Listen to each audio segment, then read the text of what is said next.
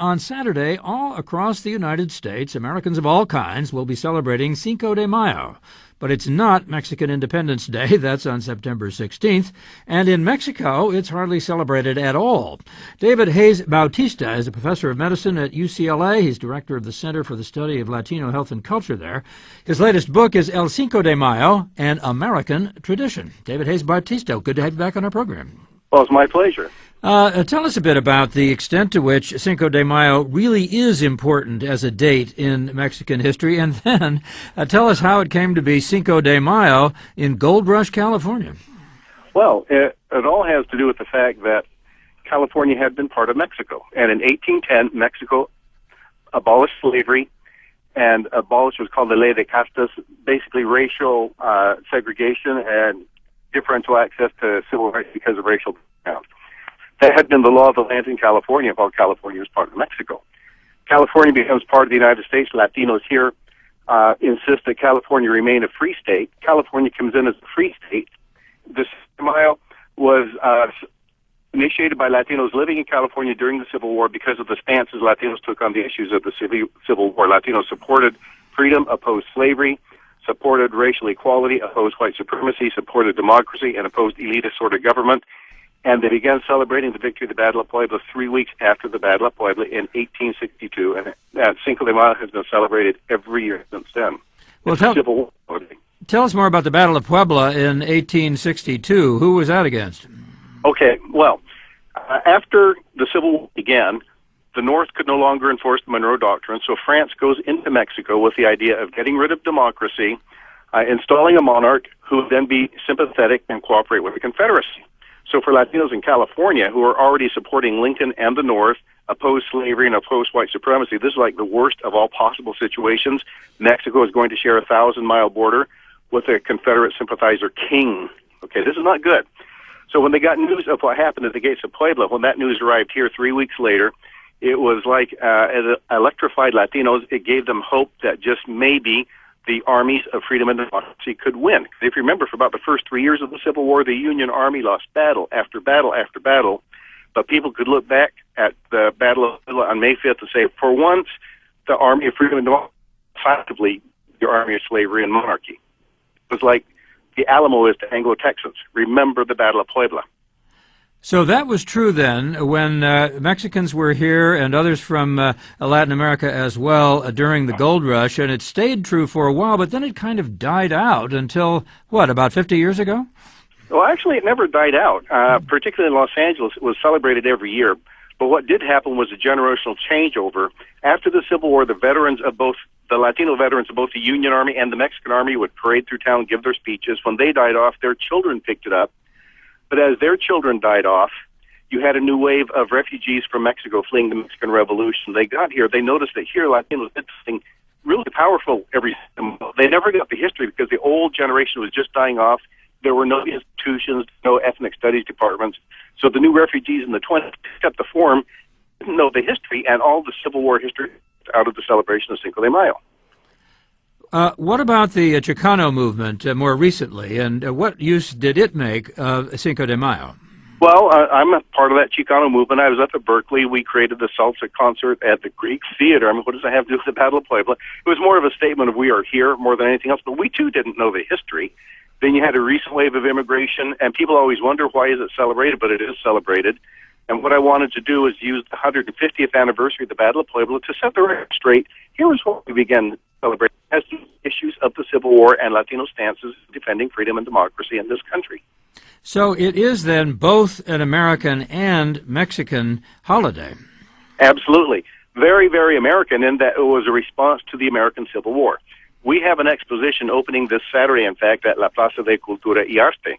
And the title of the exposition is Cinco de Mayo, Latinos Respond to the Civil War.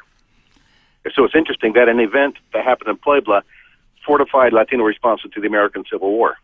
So even though it's not what many Americans think it is when they're celebrating it, it is a legitimate holiday and celebrates positive, very American values. Absolutely, completely American values, the values over which the Civil War were fought. It was a celebration created here in California, in the American West, by Spanish-speaking Latinos. I mean, this sounds, hey, this is very California, if you will. David Hayes Bautista, once again, El Cinco de Mayo, An American Tradition, his latest book. He's speaking to us by cell phone from Sacramento. Gustavo Arellano is managing editor of the OC Weekly. He's author of the Ask a Mexican column, syndicated work. His latest book is Taco USA, How Mexican Food Conquered America. Good to have you back on our program. Hola. Does the history of Cinco de Mayo, do you think, reflect a kind of Mexicanization of American culture the same way that Mexican food does? Freedom is freedom is freedom, and what people celebrate ostensibly with Cinco de Mayo, as Professor Hayes Bautista said, was, the celebration of the underdog, of people fighting for liberty and against a tyrannical force.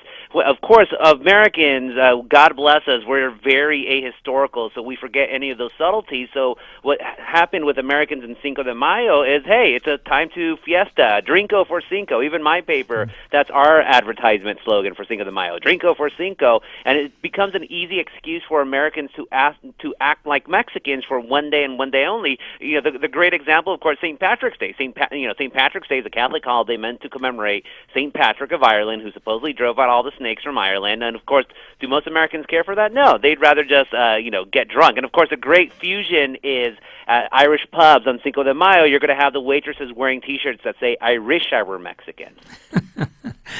Just as they would say they wish they were Irish on St. Patrick's Day, presumably. Exactly. Whether they are or not. Are we talking about ways in which each culture really contributes to the other, and they become assimilated into each other? With Cinco de Mayo, not really. Mexicans, when they celebrate our big holidays, there's many more holidays that play a more crucial role in Mexican identity here in this country.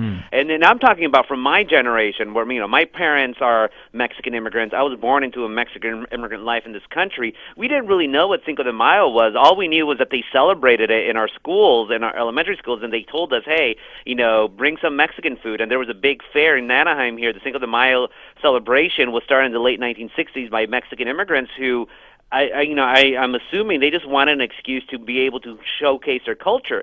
Do Americans appreciate the culture outside of the food? I'm not really sure if they do. You don't see a proliferation of baile folklorico or Americans listening to mariachi or all the different regional Mexican Mexican traditions that we have. Instead, they do what's the easiest thing to do, which is consume. Drink tequila, eat platters of Cal-Mex cuisine, and wear a sombrero. And of course, the sombrero, though, you only eat it one time a year. The only good thing about Mexican food, of course, is that Americans are eating that 365 days out of the year. Is that a cultural exchange, if you want to call it like that? Okay, if you want to boil it down to just the giving of money in return for service.